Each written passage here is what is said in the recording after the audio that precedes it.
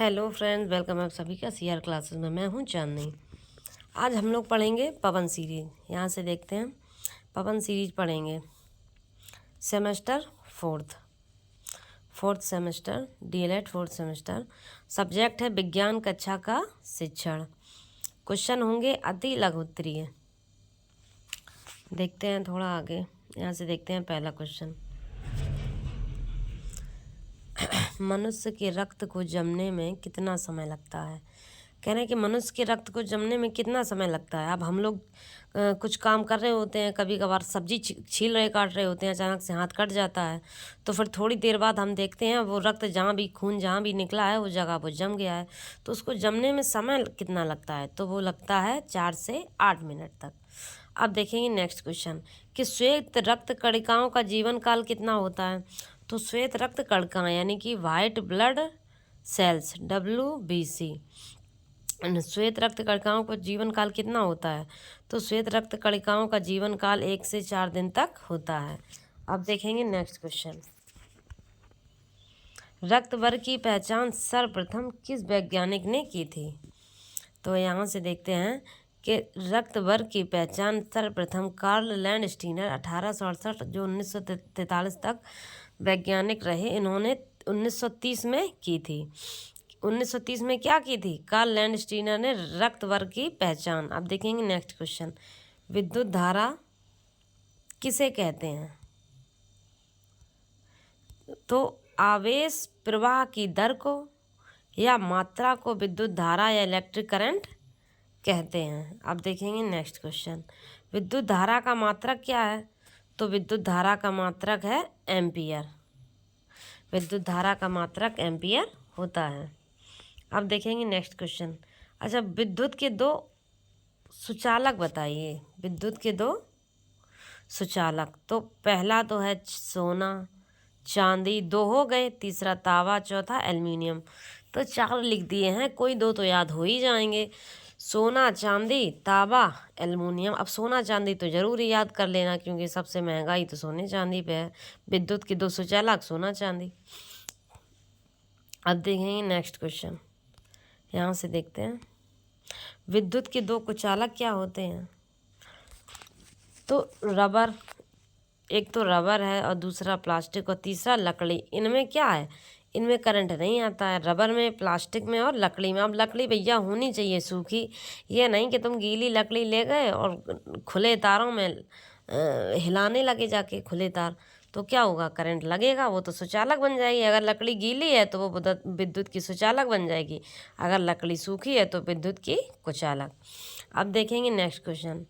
Ads किस विषाणु के द्वारा होती है।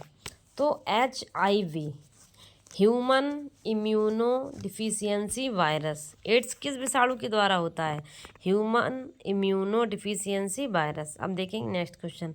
सर्वाहारी जंतु किसे कहते हैं। अच्छा सर्वाहारी जंतु तो होते हैं, लेकिन मनुष्य भी कैसे होते हैं, मनुष्य यानी कि ह्यूमन भी कैसे होते हैं, सर्वाहारी। जो सब कुछ खा लें वो सर्वाहारी, यानी कि जो शाकाहारी भी हों और मांसाहारी भी, किसी भी तरह से वो अपने आप को जिंदा रख सकें। ये नहीं है कि अगर घास वास नहीं मिल रही है तो वो मर जाएं, अगर मांस वास नहीं मिल रहा है तो मर जाए, मतलब उन्हें कुछ भी मिले सब कुछ खा जाएंगे, बस कैसे भी करके जिंदा रहेंगे। जैसे कि हम लोग हमारे घरों में देखते हैं आसपास कुत्ते घूमते रहते हैं। अच्छा, कुत्तों को कभी मांस दे दो तो खा लेंगे, दूध वो भी खा लेंगे, रोटी वो भी खा लेंगे, मतलब कुछ भी। तो ये खुद को अपने आप को सरवाइव करते हैं, कैसे भी करके कुछ भी दे दो ये कुछ भी खा लेंगे। तो सर्वाहारी जंतु कौन कौन से हैं, ये सर्वाहारी जंतु किसे कहते हैं। यहाँ से देखिए थोड़ा सर्वाहारी जंतु की परिभाषा देखते हैं यहाँ से। अब कौवा भी सर्वाहारी है, वो भी कुछ भी खा लेता है, रोटी भी खा लेगा, मांस भी खा लेगा, वेजिटेरियन भी है और नॉन वेजिटेरियन भी। जो मांसाहारी एवं शाकाहारी दोनों प्रकार का भोजन कर लेते हैं उन्हें सर्वाहारी जंतु कहते हैं। जैसे कि कौवा हुआ, कुत्ता हुआ, भालू हुआ। अब देखेंगे नेक्स्ट क्वेश्चन। प्राथमिक उपचार किसे कहते हैं। प्राथमिक उपचार किसे कहते हैं। अब किसी को घर में लग गई है, किसी छोटे बच्चे को, ठीक है, उसको ब्लड निकल रहा है, तो जल्दी से उस ब्लड को घर में पहुंच देंगे।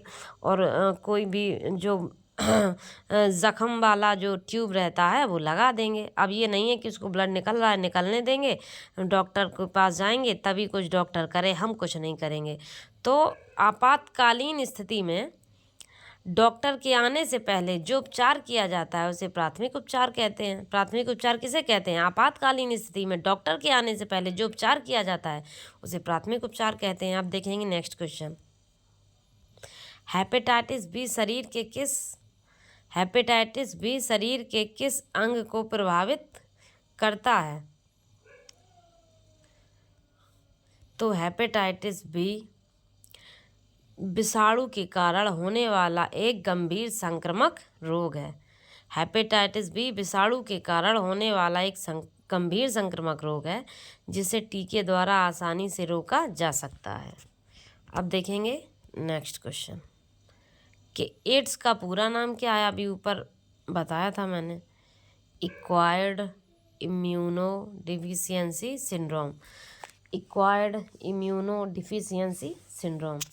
अब देखेंगे नेक्स्ट क्वेश्चन। मनुष्य में कितने प्रकार के रुधिर वर्ग पाए जाते हैं? तो मनुष्य में 4 प्रकार के रुधिर वर्ग पाए जाते हैं।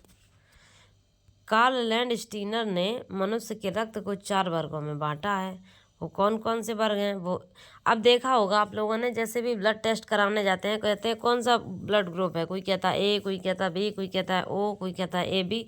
तो कार्ल स्टीनर ने मनुष्य के रक्त को 4 वर्गों में बांटा है। वो दिया किसने है? कार्ल स्टीनर ने। तो ये कौन कौन से होते हैं? ए बी और ओ हो गए।